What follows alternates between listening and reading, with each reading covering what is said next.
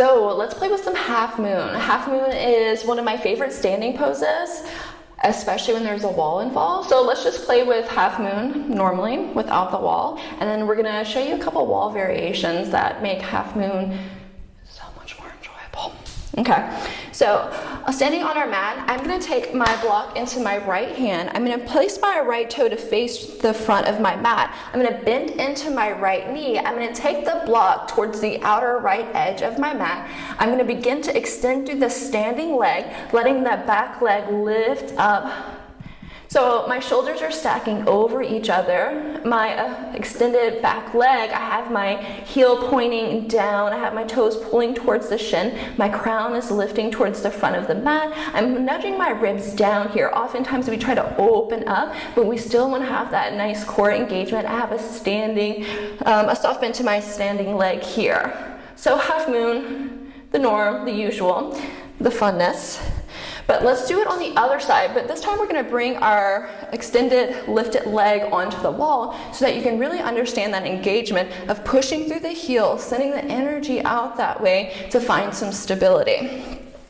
So we're gonna have to move a little bit because again, my legs, your legs, all different lengths. So we're gonna have to find what's right for us. So I am gonna turn my left toes out.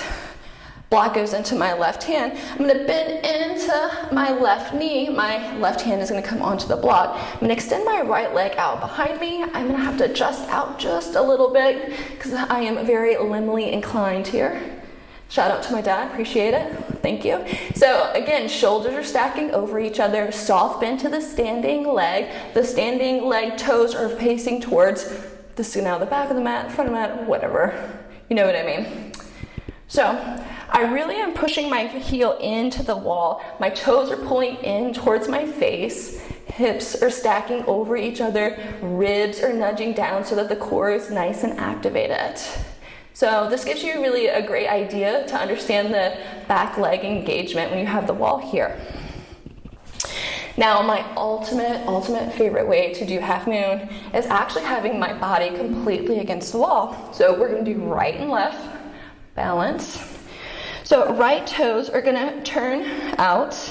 Block is in my right hand. So my foot is not touching the wall right now.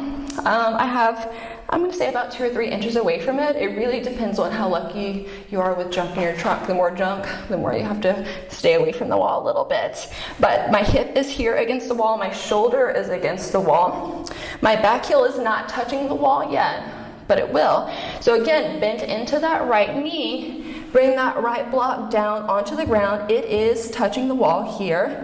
Hand is gonna firmly plant onto the block. My top arm is going to lift. So I currently have my back of my head touching the wall, my shoulders are touching the wall, my ribs are nudging down, so I have that natural arch to my back, so my lower back isn't touching, but my glutes are touching here, my back extended heel is touching. And honestly, when the wall's here, you can really just stay here for the rest of the afternoon if you like, which I wouldn't mind. Just joking, I'm getting really tired real fast. So begin to bend into that knee, slowly come out, use that wall, glide up. What's great about playing with half moon on the wall, it really teaches that engagement of pushing the body back instead of trying to hunch forward and finding that balance and that wiggle. Block's gonna go into the left hand. We're gonna point our left toe outwards. Hip is touching the wall, shoulders touching the wall. My head's not touching the wall yet, but it will. Bend into that left knee. Bring that block out towards the wall. Block is touching the wall. Slowly extend that right leg up.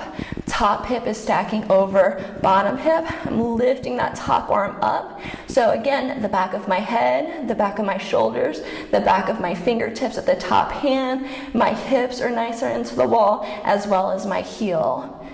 And so if you want to kind of just flow here, it's a great balancing play, also great core engagement play. If you come to my class, you know I will get you off of your mat and onto a wall really fast because I love it, so I feel like you should love it as well.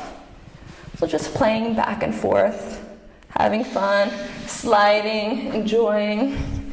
So I hope this helps. Have a great day.